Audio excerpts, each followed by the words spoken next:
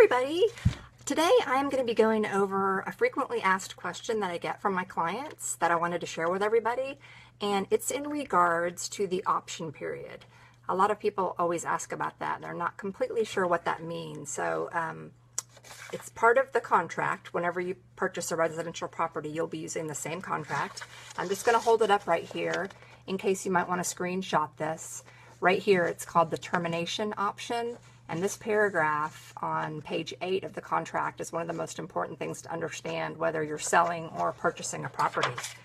So basically what this paragraph talks about is when the buyer decides to write an offer, they can purchase the option to get an unrestricted right to terminate the contract for any reason at all.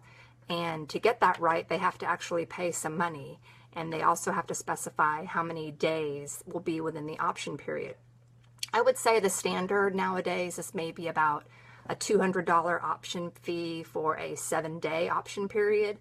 So that means that, you know, the buyer has to get their inspection done and figure out if they want the property within that 7-day period, because after that, they would no longer have that unrestricted right to terminate.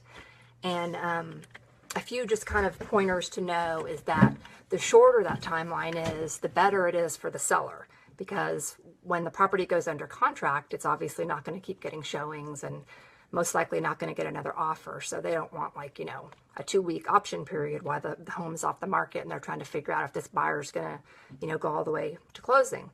A longer time period is really good for the buyer.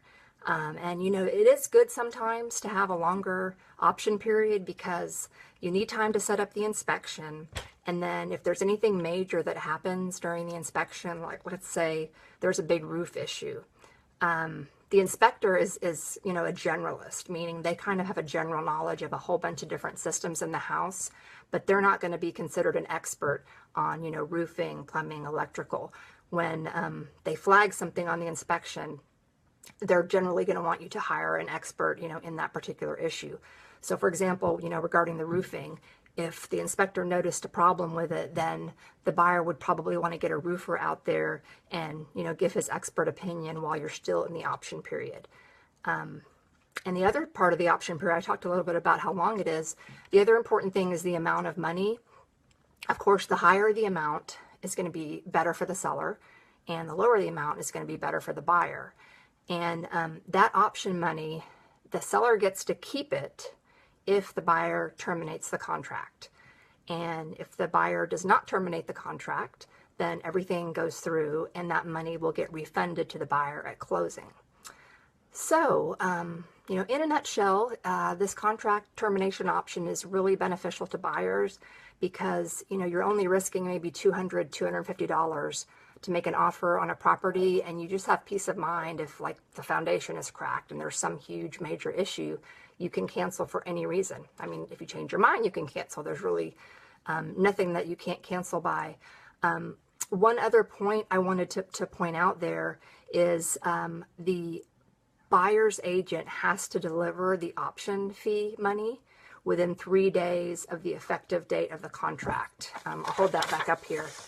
There's a little section in there that states that. So it's really important that you hire an experienced buyer's agent that knows what they're doing, because if a buyer's agent, you know, took that option money from their buyer client and did not deliver it to the seller within that 3 days, there would be no option period. And I have seen that happen before. So if you're sometimes a really inexperienced agent or someone that just doesn't write a lot of contracts, you know, does a contract, they may not be completely aware of that. So this is kind of a good lesson in hiring an agent that's very experienced, that's done, you know, hundreds of transactions, that does transactions every month, because you really want someone that understands this paragraph. It's really important for both buyer and seller to be aware of that. So anyway, I hope I covered the frequently asked question that I get about that period, and I hope it clarifies it a little bit more and talks about pros and cons between buyer and seller. If you have any further questions, feel free to comment below or send me a message. Thanks, everybody.